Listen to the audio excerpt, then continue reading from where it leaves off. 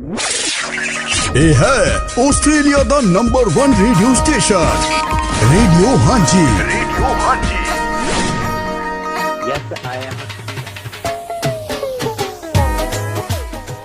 हाँ जी, सत श्री अकाल, आदाब, सलाम, नमस्कार जी। रेडियो हाँ जी 1674 ਤੋਂ ਮੈਂ ਗੌਤਮ ਕਪਿਲ ਤੁਹਾਡਾ ਸਵਾਗਤ ਕਰਦਾ। ਪ੍ਰੋਗਰਾਮ ਇੱਕ ਖਾਸ ਮੁਲਾਕਾਤ ਦੇ ਵਿੱਚ ਬੁੱਧਵਾਰ ਦਾ ਦਿਨ ਹੈਗਾ। ਵੈਸੇ ਅਲਟਰਨੇਟਿਵਲੀ ਤੁਹਾਡੇ ਤੱਕ ਇਹ ਮੁਲਾਕਾਤਾਂ ਲੈ ਕੇ ਆਉਂਦੀਆਂ ਨੇ, ਅਕਸਰ ਲਿਆਈ ਦੀਆਂ ਨੇ।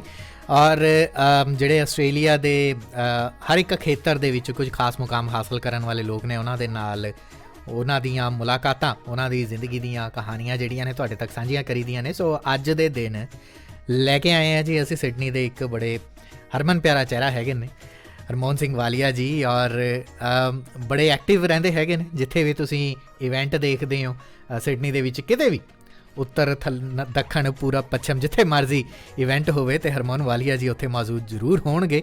ਤੇ ਆਓ ਸਵਾਗਤ ਕਰਦੇ ਹਾਂ ਜੀ ਅੱਜ ਉਹਨਾਂ ਦਾ। ਤੇ ਭਾਜੀ ਸਤਿ ਸ਼੍ਰੀ ਅਕਾਲ ਜੀ, ਜੀ ਆਇਆਂ ਨੂੰ ਰੇਡੀਓ ਹਾਂਜੀ ਦੇ ਵਿਹੜੇ। ਸਤਿ ਸ਼੍ਰੀ ਅਕਾਲ, ਨਮਸਕਾਰ ਤੇ ਆਦਾਬ। ਸਭ ਤੋਂ ਪਹਿਲਾਂ ਗੌਤਮ ਜੀ ਤੁਹਾਨੂੰ ਤੇ ਨਾਲ ਦੀ ਨਾਲ ਹੀ ਤੁਹਾਡੇ ਸੁਣਨ ਵਾਲੇ ਜਿੰਨੇ ਵੀ ਸਰੋਤੇ ਹੈਗੇ ਆ ਉਹਨਾਂ ਨੂੰ ਵੀ ਨਮਸਕਾਰ, ਸਤਿ ਸ਼੍ਰੀ ਅਕਾਲ ਤੇ ਆਦਾਬ। ਬਹੁਤ ਵਧੀਆ ਭਾਜੀ। ਤੇ ਸਭ ਤੋਂ ਪਹਿਲਾਂ ਤਾਂ ਇਹ ਦੱਸੋ, ਸਿਹਤਾਂ ਠੀਕ ਠਾਕ, ਚੜ੍ਹਦੀ ਕਲਾ? ਬਿਲਕੁਲ ਠੀਕ ਹੈ ਜੀ। ਚਲੋ, ਕਹਿੰਦੇ ਇੰਨਾ ਜ਼ਿਆਦਾ ਤੁਰਦੇ ਫਿਰਦੇ ਹੋ, ਤੁਹਾਡਾ ਤੋਰਾ ਫੇਰਾ ਇੰਨਾ ਹੈਗਾ ਕਿ ਸਿਡਨੀ ਨੂੰ ਤੁਸੀਂ ਨੱਪ ਲੈਂਦੇ ਹੈਗੇ ਹੋ ਆਪਣੇ ਕਦਮਾਂ ਦੇ। ਸਿਹਤ ਠੀਕ ਰਹਿੰਦੀ ਹੈ। ਤੇ ਇਹ ਵੀ ਗੱਲ ਠੀਕ ਹੈਗੀ। ਪਰ ਇਹ ਤੋਰਾ ਫੇਰਾ ਕਿਵੇਂ ਸ਼ੁਰੂ ਹੋਇਆ? ਪਹਿਲਾਂ ਤਾਂ ਭਾਰਤ ਤੋਂ ਫੇਰੀ ਇੱਥੇ ਕਿਵੇਂ ਪਈ? ਆਸਟ੍ਰੇਲੀਆ ਆਉਣਾ ਕਿਵੇਂ ਹੋਇਆ? ਕੀ ਸੋਚਿਆ ਸੀਗਾ ਇੱਥੇ ਆ ਕੇ? ਜਿਸ ਤਰ੍ਹਾਂ ਅਸੀਂ ਇੰਡੀਆ ਦੇ ਵਿੱਚ ਸਾਨੂੰ ਕਰੇਜ਼ ਹੁੰਦਾ ਹੈ ਬਾਹਰ ਜਾਣ ਦਾ ਜੀ, ਅਤੇ ਉਸੇ ਤਰੀਕੇ ਨਾਲ ਹੀ ਅਸੀਂ ਸੋਚਿਆ ਕਿ ਵੀ ਸਾਡੇ ਜਿਹੜੇ ਬੱਚੇ ਨੇ ਉਹਨਾਂ ਦੇ ਭਵਿੱਖ ਵਾਸਤੇ ਸਾਨੂੰ ਚਲੋ ਬਾਹਰ ਦਾ ਅਸੀਂ ਟਰਾਈ ਕਰੀਏ ਜੀ। ਅਤੇ ਉਸੇ ਨੂੰ ਮੁੱਦੇ ਨਜ਼ਰ ਕਰਦੇ ਹੋਏ ਅਸੀਂ ਆਸਟ੍ਰੇਲੀਆ ਦਾ ਰੁੱਖ ਕੀਤਾ। ਅਤੇ 1991 ਦੇ ਵਿੱਚ ਫਰਵਰੀ ਦੇ ਮਹੀਨੇ ਅਸੀਂ ਇੱਥੇ ਪਰਿਵਾਰ ਸਮੇਤ ਪਹੁੰਚ ਗਏ ਸੀ। ਵਾਹ ਜੀ ਵਾਹ, ਕਿਆ ਬਾਤ ਹੈ। ਸੋ ਹੁਣ ਮੇਰੇ ਖਿਆਲ ਨਾਲ ਤੁਹਾਨੂੰ 30 ਸਾਲ ਹੋ ਗਏ। ਹਾਂਜੀ, 30 ਸਾਲ ਹੋ ਗਏ। ਕਿਵੇਂ ਦੇਖਿਆ ਹਰਮੋਹਨ ਜੀ ਇਸ ਪੂਰੇ 30 ਸਾਲਾਂ ਦੇ ਇਸ ਲੰਮੇ ਸਫ਼ਰ ਨੂੰ? ਕਿਸ ਤਰੀਕੇ ਦੇ ਨਾਲ ਆਸਟ੍ਰੇਲੀਆ ਔਰ ਆਸਟ੍ਰੇਲੀਆ ਦੇ ਵਿੱਚ ਭਾਰਤੀ ਭਾਈਚਾਰਾ ਬਦਲਦੇ ਹੋਏ ਕਿੱਦਾਂ ਦੇਖਿਆ? ਹਾਂ, ਬਹੁਤ ਬਦਲ ਗਿਆ। ਜਦੋਂ ਅਸੀਂ ਆਏ ਸੀ ਉਦੋਂ ਤਾਂ ਭਾਈਚਾਰਾ ਬਹੁਤ ਘੱਟ ਸੀਗਾ ਅਤੇ ਉਸ ਵੇਲੇ ਅਸੀਂ ਨੋਟਿਸ ਕੀਤਾ ਹੈ ਕਿ ਜਿੰਨੇ ਵੀ ਆਸਟ੍ਰੇਲੀਅਨ ਸੀਗੇ ਉਹਨਾਂ ਨੂੰ ਕੁਛ ਵੀ ਕਹਿ ਦਿਓ ਅਤੇ ਉਹ ਤੁਹਾਡੇ 'ਤੇ ਬਿਲੀਵ ਕਰਦੇ ਸੀਗੇ।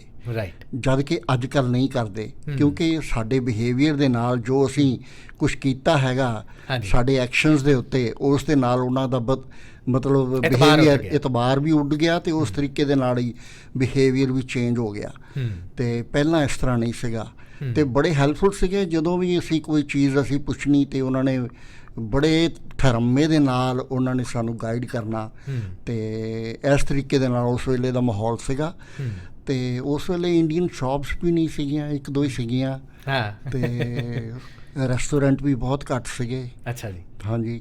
ਅਤੇ ਮਤਲਬ ਜਦੋਂ ਅਸੀਂ ਇੱਕ ਦੂਜੇ ਨੂੰ ਮਿਲਦੇ ਸੀ ਅਤੇ ਬੜਾ ਅੱਛਾ ਲੱਗਦਾ ਸੀਗਾ ਕਿ ਵੀ ਅਸੀਂ ਕਿਸੇ ਆਪਣੇ ਹਿੰਦੁਸਤਾਨੀ ਨੂੰ ਮਿਲ ਰਹੇ ਹਾਂ ਅਤੇ ਉੱਥੋਂ ਹੀ ਦੋਸਤੀਆਂ ਪੈ ਜਾਂਦੀਆਂ ਸੀ। ਫਿਰ ਵੀਕਐਂਡ ਦੇ ਵਿੱਚ ਮਿਲਣਾ ਅਤੇ ਇਸ ਤਰੀਕੇ ਦੇ ਨਾਲ ਅੱਜ ਕੱਲ੍ਹ ਤਾਂ ਬੰਦੇ 'ਤੇ ਬੰਦਾ ਚੜ੍ਹਿਆ ਹੋਇਆ ਹੈ। ਹਾਂਜੀ। ਅੱਛਾ, ਇਹਦੇ 'ਚ ਇੱਕ ਗੱਲ ਜ਼ਰੂਰ ਹੈਗੀ ਹੈ ਕਿ ਅੱਜ ਕੱਲ੍ਹ ਤਾਂ ਹਰਮੋਹਨ ਜੀ ਨੂੰ ਸਾਰਿਆਂ ਨੇ ਹੀ ਦੇਖਿਆ ਹੋਣਾ, ਇੱਕ ਗੱਲ ਦੇ ਵਿੱਚ ਕੈਮਰਾ ਪਿਆ ਹੁੰਦਾ ਅਤੇ ਉਹ ਕੋਈ ਐਸਾ ਮੂਵਮੈਂਟ ਨਹੀਂ ਹੈਗਾ ਉਹ ਕਿਸੇ ਇਵੈਂਟ ਦਾ ਕਿਸੇ ਥਾਂ ਦੇ ਉੱਤੇ ਜਿਹੜਾ ਕੈਪਚਰ ਹੋਣਾ ਨਾ ਰਹਿੰਦਾ ਹੋਵੇ। ਪਰ ਉਹ ਅਕਸਰ ਇੱਕ ਕਿਹਾ ਜਾਂਦਾ ਹੁੰਦਾ ਕਿ ਕੈਮਰਾਮੈਨ ਜਿਹੜਾ ਹੁੰਦਾ ਨਾ ਉਹਦੀ ਨਜ਼ਰ ਜਿਹੜੀ ਬਾਕੀਆਂ ਦੇ ਨਾਲੋਂ ਡਿਫਰੈਂਟ ਹੁੰਦੀ ਹੈ। ਕੁਛ ਹੋਰ ਇਹ ਕੈਪਚਰ ਕਰ ਲੈਂਦੇ ਹਾਂ। ਮੈਂ ਤਾਂ ਉਸ ਨਜ਼ਰ ਦੇ ਨਾਲ ਸਮਝਣਾ ਚਾਹੁੰਦਾ ਸੀ ਕਿ ਤੁਸੀਂ ਕਿਸ ਨਜ਼ਰ ਦੇ ਨਾਲ ਸਿਡਨੀ ਨੂੰ ਕੈਪਚਰ ਕੀਤਾ, ਕਿੱਥੇ ਆ ਕੇ ਰਹਿਣ ਲੱਗੇ ਅਤੇ ਕਿਹੜੇ ਕੰਮਾਂ ਪੇਸ਼ਾਂ ਦੇ ਵਿੱਚ ਪਏ ਤੁਸੀਂ, ਕਿਸ ਤਰੀਕੇ ਦੇ ਤੁਸੀਂ ਕੰਮਕਾਜ ਅਪਣਾਏ ਫਿਰ? ਹਾਂਜੀ, ਮੈਂ ਬੇਸਿਕਲੀ ਮਕੈਨੀਕਲ ਅਤੇ ਇੰਡਸਟਰੀਅਲ ਇੰਜੀਨੀਅਰ ਹਾਂ।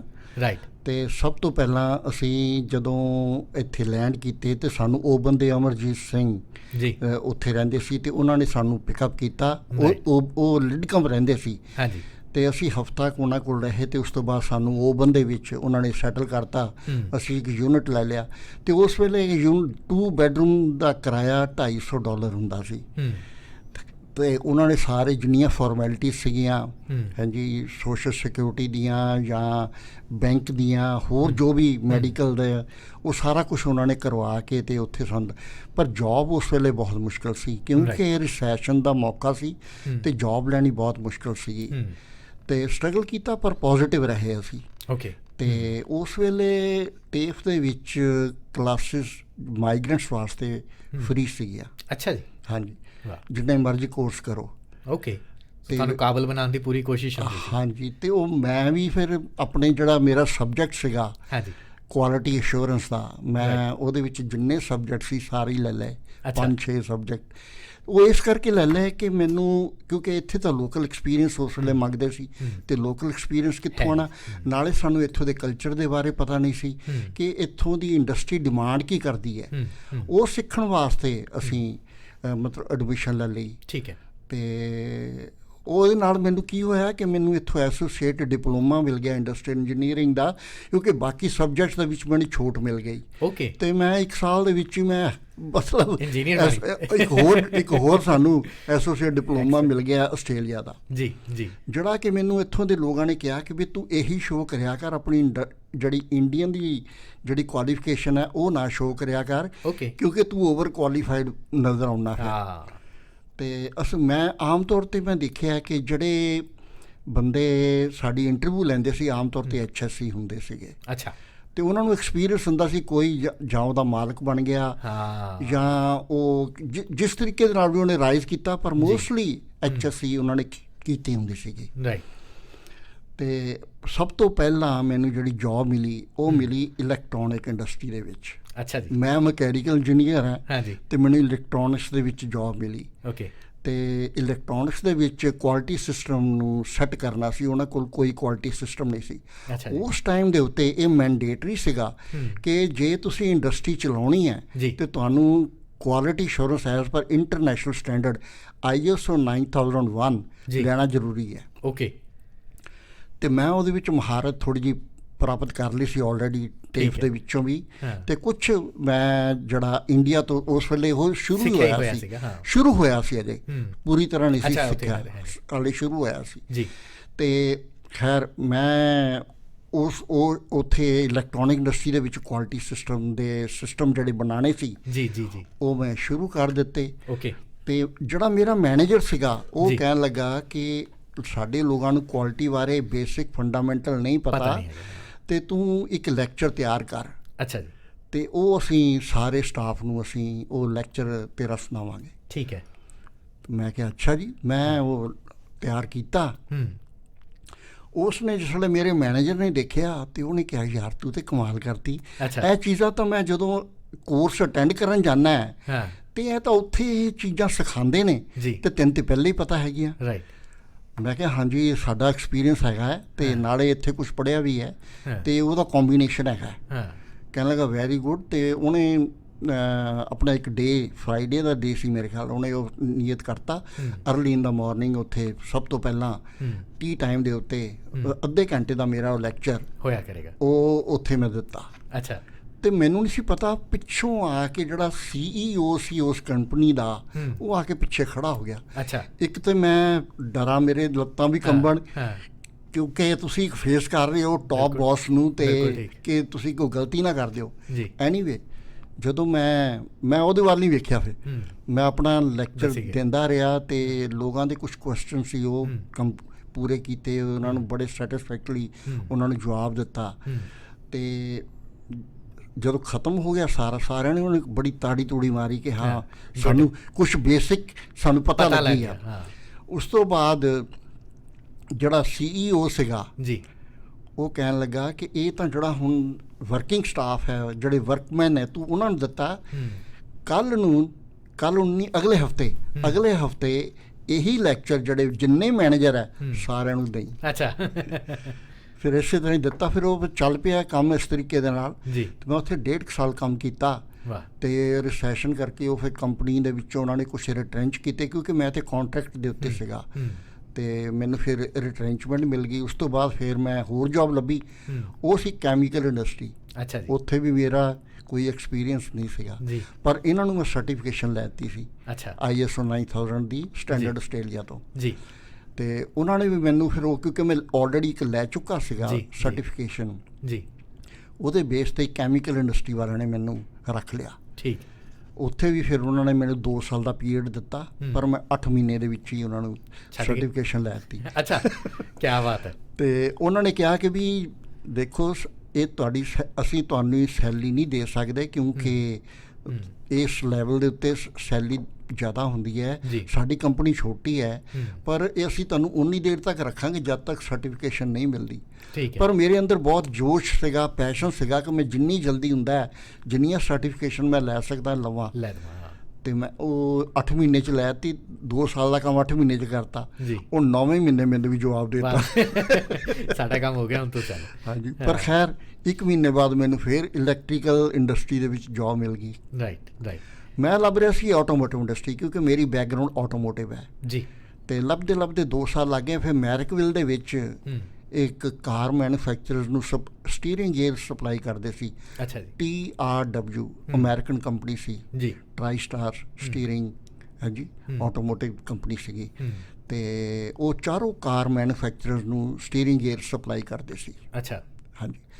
ਤੇ ਇਹਨਾਂ ਦੇ ਵਿੱਚੋਂ ਸਭ ਤੋਂ ਲੰਮਾ ਸਮਾਂ ਕਿਹੜੀ ਕਿੱਥੇ? ਉੱਥੇ ਆਟੋਮੋਟਿਵ, ਉੱਥੇ ਹੀ ਸਭ ਤੋਂ ਲੰਮਾ ਸਮਾਂ। ਜਦ ਤੱਕ ਉਹ ਕੰਪਨੀ ਬੰਦ ਨਹੀਂ ਹੋ ਗਈ ਨਾ, ਮੈਂ ਉੱਥੇ ਤੱਕ ਹੀ ਕੰਮ ਹੈ। ਸ਼ੁਕਰ ਹੈ, ਮੈਂ ਉਹੀ ਪੁੱਛਣ ਲੱਗਿਆ ਸੀ।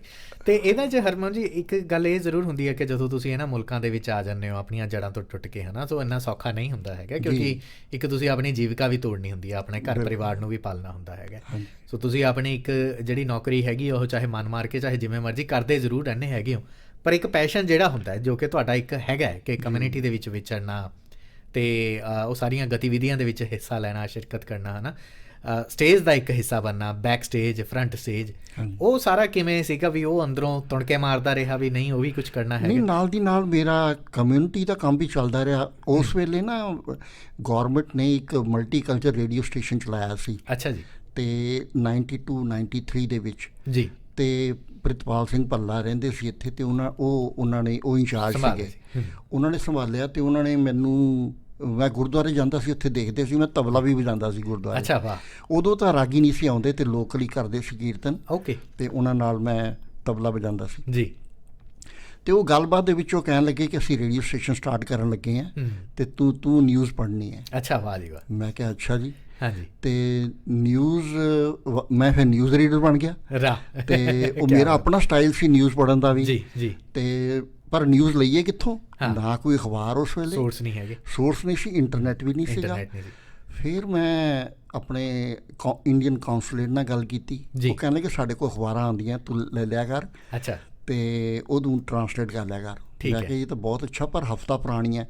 ਮੈਂ ਆਪਣੀ ਲੋਕਲ ਕਮਿਊਨਿਟੀ ਨਾਲ ਗੱਲ ਕੀਤੀ ਕਿ ਹਫਤਾ ਪੁਰਾਣੀਆਂ ਖਬਰਾਂ ਹੈ। ਉਹ ਕਹਿੰਦੇ ਸਾਡੇ ਵਾਸਤੇ ਤਾਂ ਨਵੀਆਂ ਨੇ। ਠੀਕ ਹੈ, ਸਾਨੂੰ ਤਾਂ ਉਹ ਵੀ ਨਹੀਂ ਪਤਾ। ਉਹੀ ਨਹੀਂ ਪਤਾ। ਤੇ ਖੈਰ 6 ਮਹੀਨੇ ਇੱਦਾਂ ਚੱਲਦਾ ਰਿਹਾ। ਫਿਰ ਉਸ ਤੋਂ ਬਾਅਦ ਮੈਨੂੰ ਕੋਈ ਮਹਿਸੂਸ ਹੁੰਦਾ ਸੀਗਾ ਕਿ ਮੈਂ ਨਵੀਆਂ ਖਬਰਾਂ ਦੇਵਾਂ। ਜੀ। ਮੈਂ ਫਿਰ ਇੰਡੀਆ ਦਾ ਇੱਕ ਚੱਕਰ ਜਦੋਂ ਮਾਰਿਆ, ਤੇ ਮੈਂ ਇੱਕ ਫੈਕਸ ਮਸ਼ੀਨ ਨਾਲ ਲੈ ਗਿਆ। ਅੱਛਾ। ਇੱਥੋਂ ਕਿਆ ਬਾਤ। ਉਦੋਂ ਫੈਕਸ ਮਸ਼ੀਨ ਚੱਲਦੀ ਸੀ। ਜੀ।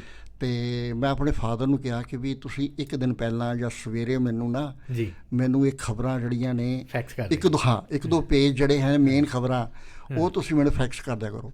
ਫਿਰ ਉਹ 10 ਸਾਲ ਤੱਕ ਚੱਲਦਾ ਰਿਹਾ। ਮੈਂ ਇਸੇ ਤਰੀਕੇ ਨਾਲ ਹੀ ਫਿਰ ਬ੍ਰਿਸਬੇਨ ਵਾਲੇ, ਪਰਥ ਵਾਲੇ, ਉਹਨਾਂ ਦੇ ਰੇਡੀਓ ਸਟੇਸ਼ਨ ਵਾਲੇ, ਉਹ ਫੋਨ ਦੇ ਉੱਤੇ ਮੇਰੇ ਕੋਲ ਨਿਊਜ਼ ਲੈਂਦੇ ਸੀਗੇ। ਕਿਆ ਬਾਤ ਹੈ। ਤੇ ਉਹ ਮੈਂ ਅਪਡੇਟ ਕਰ ਦਿੰਦਾ ਸੀ ਉਸ ਵੇਲੇ। ਤੇ ਬਸ ਇਸ ਤਰੀਕੇ ਨਾਲ ਇਹ ਚੱਲਦਾ ਰਿਹਾ। ਫਿਰ ਓਲੰਪਿਕਸ ਆ ਗਈਆਂ 2000 ਸਿਡਨੀ ਦੇ ਵਿੱਚ, ਉਹ 'ਚ ਮੈਨੂੰ ਓਪਰਚੁਨਿਟੀ ਮਿਲੀ ਓਲੰਪਿਕ ਟਾਰਚ ਬੀਅਰ ਦੀ। ਕਿਆ ਬਾਤ ਹੈ। ਤੇ ਉਹ ਇੱਕ ਲਾਈਫ ਟਾਈਮ ਦੇ ਵਿੱਚ ਉਹ ਇੱਕ ਵੱਡਾ ਇਵੈਂਟ ਸੀਗਾ। ਹਾਂਜੀ। ਤੇ ਇਸ ਤਰੀਕੇ ਨਾਲ ਚੱਲਦਾ ਰਿਹਾ। ਬਸ ਲੋਕਾਂ ਦੀ ਮਦਦ ਕਰਦੇ ਰਹੇ, ਜਿੱਥੇ ਕਿਸੇ ਨੂੰ ਜਿੱਦਾਂ ਦੀ ਮਦਦ ਦੀ ਲੋੜ ਹੁੰਦੀ ਸੀ ਉਸ ਤਰੀਕੇ ਨਾਲ ਅਸੀਂ ਕਰਦੇ ਰਹੇ। ਤੇ ਨਾਲ ਪ੍ਰੋਫੈਸ਼ਨਲ ਵੀ ਚੱਲਦਾ ਰਿਹਾ। ਤੇ ਫਿਰ ਗੋਪੀਓ ਦੇ ਵਾਸਤੇ ਮੈਨੂੰ ਹੈੱਡ ਆਫਿਸ ਦੇ ਵਿੱਚ ਜਿਹੜੇ ਹੈਗੇ ਨੇ ਅਮਰੀਕਾ ਤੋਂ, ਉਹਨਾਂ ਨੇ ਅਪਰੋਚ ਕੀਤਾ। ਤੇ ਅਸੀਂ ਫਿਰ ਆਈ ਐਮ ਫਾਊਂਡਰ ਮੈਂਬਰ ਕਿ ਵੀ ਇੱਥੇ ਅਸੀਂ ਗੋਪੀਓ ਦਾ ਇੱਕ ਸੈੱਲ ਅਸੀਂ ਸੈੱਟ ਕਰੀਏ। ਜੀ।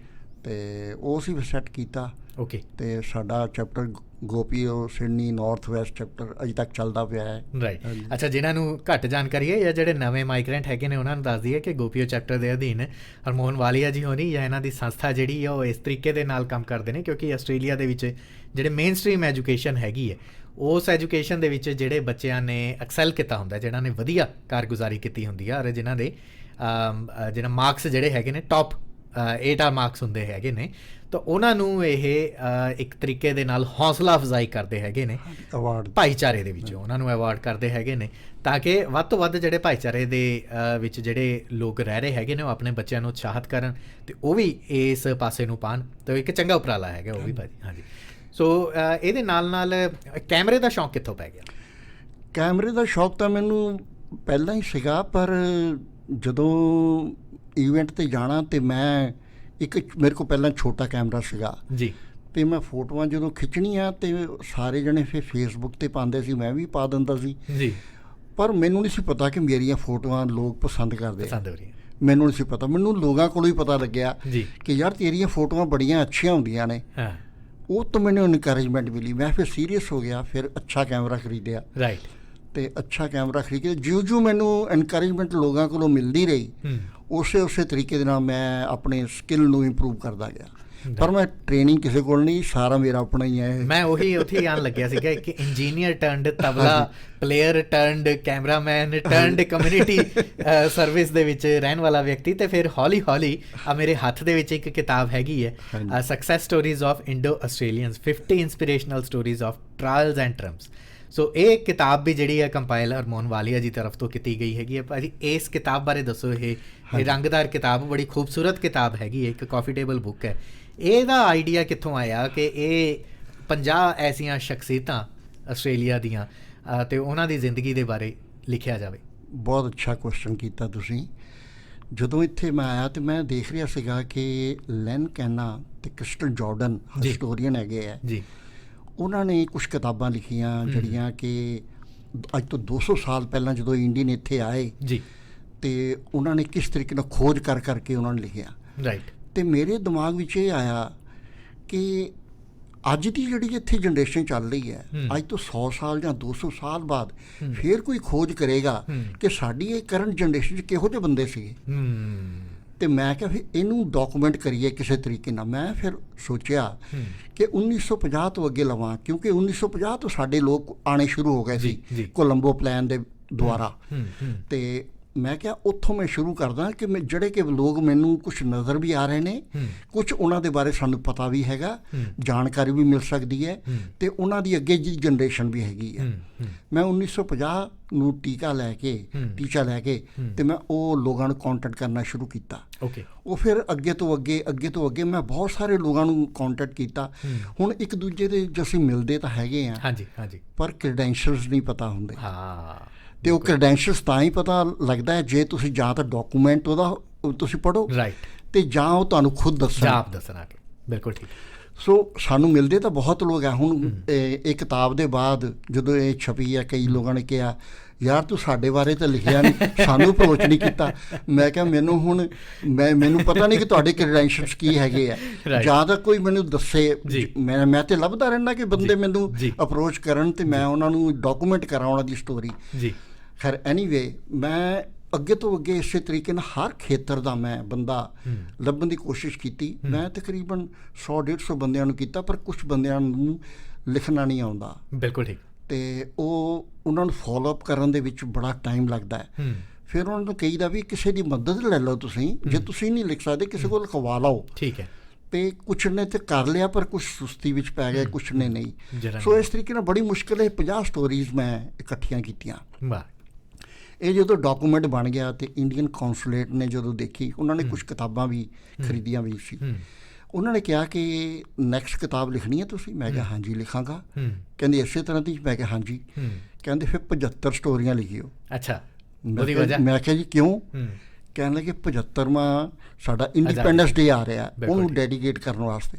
ਮੈਂ ਕਿਹਾ ਜੀ ਤੁਸੀਂ ਮੈਨੂੰ ਆਈਡੀਆ ਬਹੁਤ ਅੱਛਾ ਦੇ ਦਿੱਤਾ। ਤੇ ਉਹ ਮੈਂ ਉਦੋਂ ਤੋਂ ਹੀ, ਮੈਨੂੰ ਮਾਰਚ ਵਿੱਚ ਉਹਨਾਂ ਨੇ ਇਹ ਕਿਹਾ ਸੀਗਾ, ਮੈਂ ਉਦੋਂ ਤੋਂ ਹੀ ਇਹਦੀ ਐਫਰਟ ਸ਼ੁਰੂ ਕਰ ਦਿੱਤੀਆਂ ਸੀ। ਤੇ ਮੈਂ ਹੁਣ ਇਹ 2 ਦਿਨ ਪਹਿਲਾਂ ਮੈਂ 75 ਸਟੋਰੀਆਂ ਕੰਪਲੀਟ ਕਰ ਲਈਆਂ। ਵਾਹ ਜੀ ਵਾਹ। With features. ਕੀ ਬਾਤ ਹੈ। ਹਾਂਜੀ। ਤੇ ਉਹ ਮੈਂ ਮਤਲਬ ਹੁਣ ਮੈਂ ਰਿਵਿਊ ਕਰ ਰਿਹਾ ਹੈਗਾ। ਪ੍ਰੋਬੇਬਲੀ ਅਗਲੇ ਮਹੀਨੇ ਉਹ ਪ੍ਰਿੰਟਿੰਗ ਵਾਸਤੇ ਚਲੀ ਜਾਊਗੀ। ਤੇ ਉਹ ਵੀ ਕਾਫੀ ਟੇਬਲ ਹੈ, ਇਸੇ ਤਰ੍ਹਾਂ ਦੀ, ਇਸੇ ਦੀ ਕੁਆਲਿਟੀ ਇਸ ਤਰ੍ਹਾਂ ਦੀ ਹੋਈ, ਰੰਗਦਾਰ ਫੋਟੋਆਂ ਤੇ ਗਲੋਸੀ ਪੇਪਰ। ਤੇ 184 ਪੇਜ ਹੋਣਗੇ। ਇਹ 'ਚ 180 ਪੇਜ ਹੈ, ਉਹ 'ਚ 184 ਪੇਜ ਹੋਣਗੇ। ਅੱਛਾ। ਕਹਾਣੀਆਂ ਵੱਧ ਗਈਆਂ, ਪੇਜ ਫਿਰ ਵੀ ਨਹੀਂ ਵਧੇ? ਨਹੀਂ, ਉਹ ਮੈਂ ਤੁਹਾਨੂੰ ਦੱਸਦਾ। ਇਹਦੇ ਵਿੱਚ ਹੁਣ ਤੁਸੀਂ ਸਟੋਰੀਜ਼ ਜਿਹੜੀ ਹੈ ਨਾ, ਮੈਂ ਕੁਝ ਐਕਸਪੀਰੀਅੰਸ ਕੀਤਾ ਕਿ ਕਈਆਂ ਦੀਆਂ ਸਟੋਰੀਜ਼ ਵੱਡੀਆਂ ਨੇ ਐਕਸਟਰਾ, ਤੇ ਕਈਆਂ ਦੀ ਸਟੋਰੀਜ਼ ਛੋਟੀਆਂ ਨੇ, ਤੇ ਜਸਟਿਸ ਨਹੀਂ ਹੋ ਪਾ ਰਿਹਾ। ਫਿਰ ਮੈਂ ਸਟੈਂਡਰਡਾਈਜ਼ ਕਰਤਾ, ਕਿਉਂਕਿ ਇੰਜੀਨੀਅਰ ਹੈਗਾ। ਤੇ ਮੈਂ ਕਿਹਾ ਵੀ ਸਾਰੇ ਵੀ ISO ਕੁਆਲਿਟੀ ਦੀ ਹੋਣੀ ਚਾਹੀਦੀ ਹੈ। ਮੈਂ ਕਿਹਾ 2 ਪੇਜ, 5 ਜਾਂ 6 ਫੋਟੋਆਂ, ਤੇ ਇੰਨੇ 700 ਜਾਂ 800 ਵਰਡਸ ਦੇ ਵਿੱਚ ਤੁਸੀਂ ਸਟੋਰੀ ਲਿਖਣੀ ਹੈ। ਠੀਕ ਹੈ। ਉਹ ਮੈਂ ਸਟੈਂਡਰਡਾਈਜ਼ ਕਰਤਾ। ਠੀਕ ਹੈ। ਮੈਂ ਕਿਹਾ ਤਾਂ ਹੀ ਮੇਰੀ ਇੰਨੇ ਪੇਜਾਂ ਦੇ ਵਿੱਚ ਸਾਰੀਆਂ ਸਟੋਰੀਆਂ ਫਿੱਟ ਹੋਣਗੀਆਂ।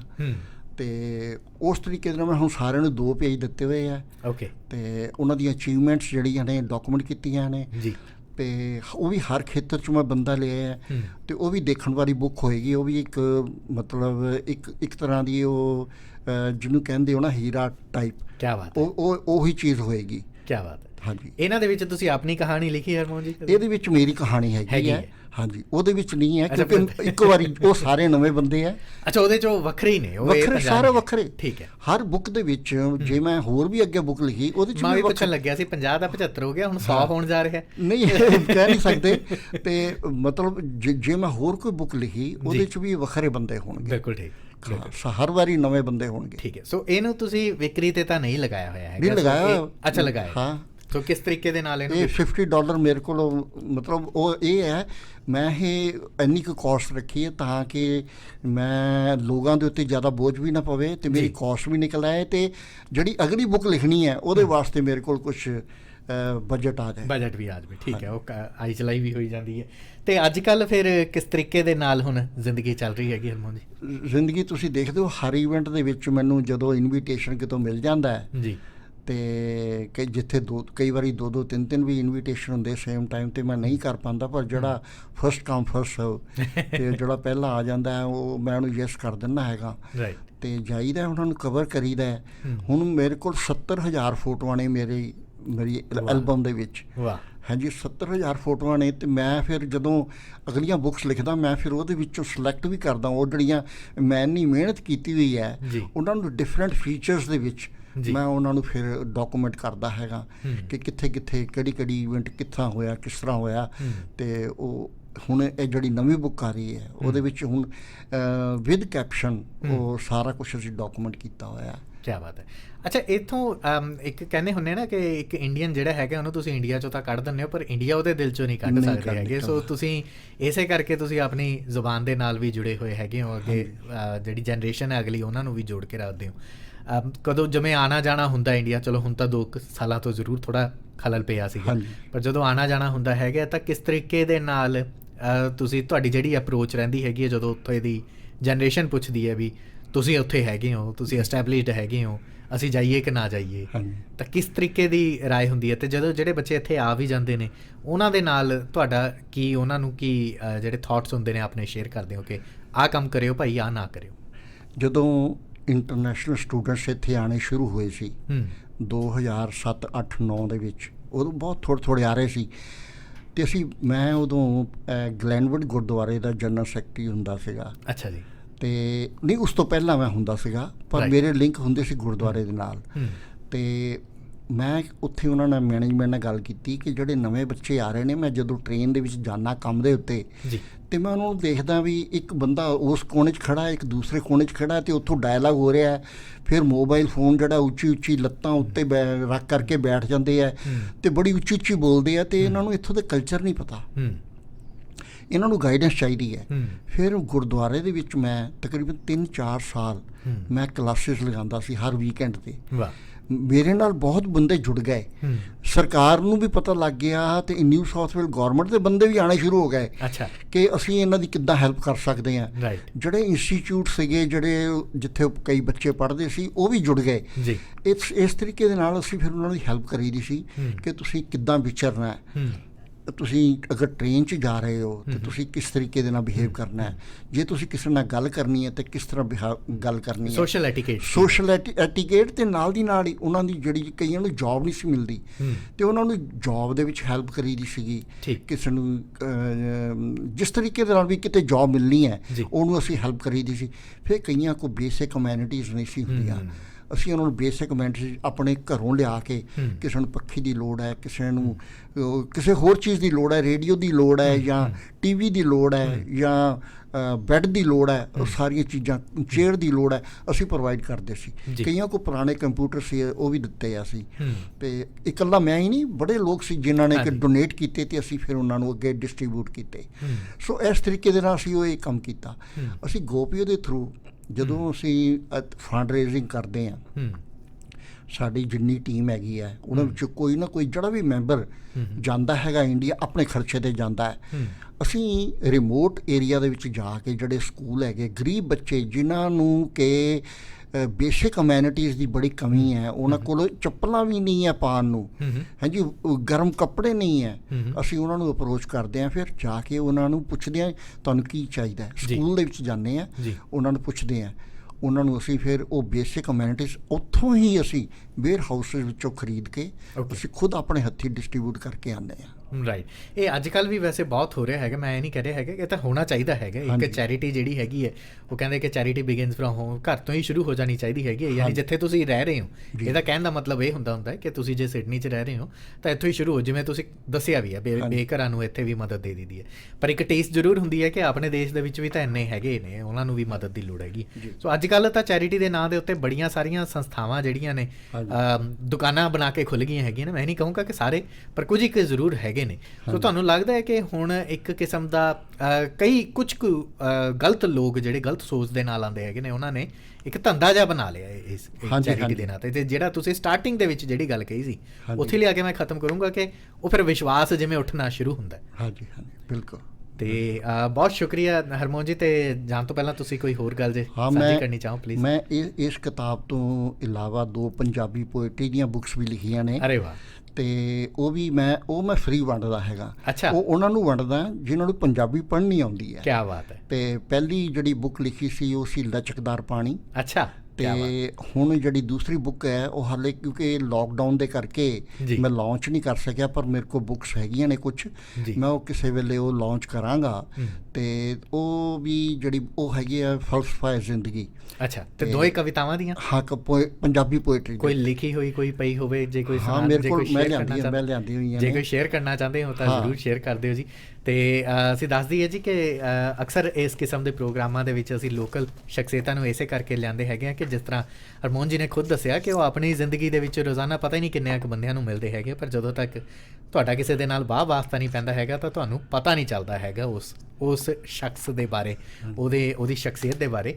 ਤੇ ਅੱਜ ਦੇ ਪ੍ਰੋਗਰਾਮ ਦੇ ਵਿੱਚ ਹਰਮੋਹਨ ਸਿੰਘ ਵਾਲੀਆ ਜੀ ਸਾਡੇ ਨਾਲ ਸੀਗੇ। ਤੇ ਅੱਜ ਮੈਂ ਪ੍ਰੋਗਰਾਮ ਨਾ ਖਤਮ ਕਰਕੇ ਹਰਮੋਹਨ ਜੀ ਖੁਦ ਖਤਮ ਕਰਨਗੇ ਕਿਉਂਕਿ ਰੇਡੀਓ ਦੇ ਉੱਤੇ ਬੜਾ ਸਮਾਂ ਰਹੇ ਹੈਗੇ ਨੇ, ਆਪਣੀ ਕਵਿਤਾ ਦੇ ਨਾਲ ਖਤਮ ਕਰਨਗੇ। ਤੇ ਇਹ ਲਚਕਦਾਰ ਪਾਣੀ ਵਿੱਚੋਂ ਮੈਂ ਪੋਇਮ ਪੜ੍ਹ ਕੇ ਸੁਣਾਉਣਾ, ਚਮਚੇ। ਪਲੀਜ਼। ਹਾਂਜੀ। ਕਿਤੇ ਚਾਂਦੀ ਦੇ ਚਮਚੇ ਨੇ ਤੇ ਕਿਤੇ ਚਮਚਿਆਂ ਦੀ ਚਾਂਦੀ ਹੈ। ਕੀ ਬਾਤ ਹੈ।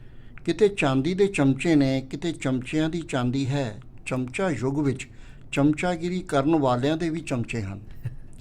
ਚਮਚਿਆਂ ਦੇ ਚਮਚੇ, ਤਨਖਾਹ ਵਾਲੇ ਚਮਚੇ, ਦਿਮਾਗ ਤੇ ਹੁਨਰ ਵਾਲੇ ਚਮਚੇ। ਚਮਚੇ ਕਦੀ ਵਫਾਦਾਰ ਨਹੀਂ ਹੁੰਦੇ। ਬਹੁਤ ਚਮਚੇ ਕਦੀ ਵਫਾਦਾਰ ਨਹੀਂ ਹੁੰਦੇ ਤੇ ਵਫਾਦਾਰ ਕਦੀ ਚਮਚੇ ਨਹੀਂ ਹੁੰਦੇ। ਕੀ ਬਾਤ। ਇੱਕ ਮੈਨੇਜਰ ਨੇ ਪਾਣੀ ਵਿੱਚ ਪੱਥਰ ਸੁੱਟਿਆ, ਫਿਰ ਸਾਰੇ ਕਰਮਚਾਰੀਆਂ ਤੋਂ ਪੁੱਛਿਆ ਕਿ ਪੱਥਰ ਕਿਉਂ ਡੁੱਬਿਆ। ਸਾਰਿਆਂ ਦਾ ਜਵਾਬ ਸੀ ਕਿ ਪੱਥਰ ਭਾਰਾ ਸੀ ਇਸ ਲਈ ਡੁੱਬ ਗਿਆ ਜੀ। ਪਰ ਮੈਨੇਜਰ ਦੇ ਚਮਚੇ ਨੇ ਕਿਹਾ ਸਰ ਮੈਂ ਤੇ ਬਸ ਇੰਨਾ ਹੀ ਜਾਣਨਾ ਕਿ ਜਿਸ ਨੂੰ ਆਪਨੇ ਛੱਡ ਦਿੱਤਾ ਉਹ ਤੇ ਡੁੱਬੇਗਾ ਹੀ ਡੁੱਬੇਗਾ। ਕੀ ਬਾਤ। ਬਹੁਤ ਅੱਛੇ, ਬਹੁਤ ਅੱਛੇ। ਕਿਸੇ ਨੇ ਖੂਬ ਲਿਖਿਆ ਹੈ ਜੀ, ਸੱਪ ਬੇਰੁਜ਼ਗਾਰ ਹੋ ਗਏ ਜਦ ਆਦਮੀ ਕੱਟਣ ਲੱਗੇ। ਸੱਪ ਬੇਰੁਜ਼ਗਾਰ ਹੋ ਗਏ ਜਦ ਆਦਮੀ ਕੱਟਣ ਲੱਗੇ। ਕੁੱਤੇ ਕੀ ਕਰਨ ਜਦ ਆਦਮੀ ਹੀ ਤਲਵੇ ਚੱਟਣ ਲੱਗੇ। ਕੀ ਬਾਤ ਹੈ। ਝੂਠੀ ਸ਼ਾਨ ਦੇ ਪਰਿੰਦੇ ਹੀ ਜ਼ਿਆਦਾ ਫੜਫੜਾਉਂਦੇ ਨੇ। ਬਾਜ਼ ਦੀ ਉਡਾਨ ਵਿੱਚ ਤਾਂ ਕਦੀ ਆਵਾਜ਼ ਨਹੀਂ ਹੁੰਦੀ। ਵਾਹ। ਇਹ ਨਿਚੋੜ ਹੈ ਮੇਰੇ ਦੋਸਤੋ, ਚਮਚਾ ਜਿਸ ਬਰਤਨ ਵਿੱਚ ਗਿਆ ਉਸ ਨੂੰ ਖਾਲੀ ਹੀ ਕਰ ਗਿਆ। ਕੀ ਬਾਤ। ਚਮਚਾ ਜਿਸ ਬਰਤਨ ਵਿੱਚ ਗਿਆ ਉਸ ਨੂੰ ਖਾਲੀ ਹੀ ਕਰ ਗਿਆ। ਕੀ ਬਾਤ ਹੈ। ਬਹੁਤ ਅੱਛੇ, ਬਹੁਤ ਅੱਛੇ। ਔਰ ਬੜੀ ਅੱਛੀ ਆਬਜ਼ਰਵੇਸ਼ਨ। ਜਿਵੇਂ ਮੈਂ ਸ਼ੁਰੂਆਤ ਦੇ ਵਿੱਚ ਵੀ ਕਿਹਾ ਸੀਗਾ ਕਿ ਇੱਕ ਫੋਟੋਗ੍ਰਾਫਰ ਇਹੋ ਜਿਹੀਆਂ ਚੀਜ਼ਾਂ ਫੜ ਲੈਂਦਾ ਹੈਗਾ ਜਿਹੜੀਆਂ ਆਮ ਬੰਦਾ ਨਹੀਂ ਫੜ ਸਕਦਾ ਹੈਗਾ। ਸੋ ਇਹ ਜ਼ਿੰਦਗੀ ਦੇ ਫਲਸਫੇ ਨੂੰ ਲੈ ਕੇ ਜਿਹੜੀਆਂ ਕਿਤਾਬਾਂ ਲਿਖੀਆਂ ਹਰਮੋਹਨ ਜੀ, ਬਹੁਤ ਬਹੁਤ ਸ਼ੁਕਰੀਆ ਸਟੂਡੀਓ 'ਚ ਆਏ ਤੇ ਸਾਰੀਆਂ ਗੱਲਾਂ ਸਾਂਝੀਆਂ ਕੀਤੀਆਂ। Thank you so much. Gautam ਜੀ ਤੁਹਾਡੇ ਨਾਲ ਗੱਲ ਕਰਕੇ ਬੜਾ ਅੱਛਾ ਲੱਗਿਆ। ਹਾਂਜੀ। ਤੇ ਤੁਹਾਡਾ ਬਹੁਤ ਬਹੁਤ ਧੰਨਵਾਦ ਕਿ ਤੁਸੀਂ ਮੈਨੂੰ ਬੁਲਾਇਆ ਤੇ ਤੁਹਾਡਾ ਗੱਲਬਾਤ ਕਰਨ ਦਾ ਮੈਨੂੰ ਮੌਕਾ ਮਿਲਤਾ। ਪਲੇਜ਼ਰ ਸਰ, ਪਲੇਜ਼ਰ ਹੀ sir. Thank you so much. So ਮੈਨੂੰ ਯਾਨੀ ਗੌਤਮ ਕਪਿਲ ਨੂੰ ਦਿਓ ਰੇਡੀਓ ਹਾਂਜੀ 1674 AM ਤੋਂ ਇਜਾਜ਼ਤ। ਰੱਖੋ ਆਪਣੀ ਸਿਹਤਾਂ ਦਾ ਖਿਆਲ। ਧੰਨਵਾਦ। ਇਹ ਹੈ ਆਸਟ੍ਰੇਲੀਆ ਦਾ ਨੰਬਰ 1 ਰੇਡੀਓ ਸਟੇਸ਼ਨ, ਰੇਡੀਓ ਹਾਂਜੀ।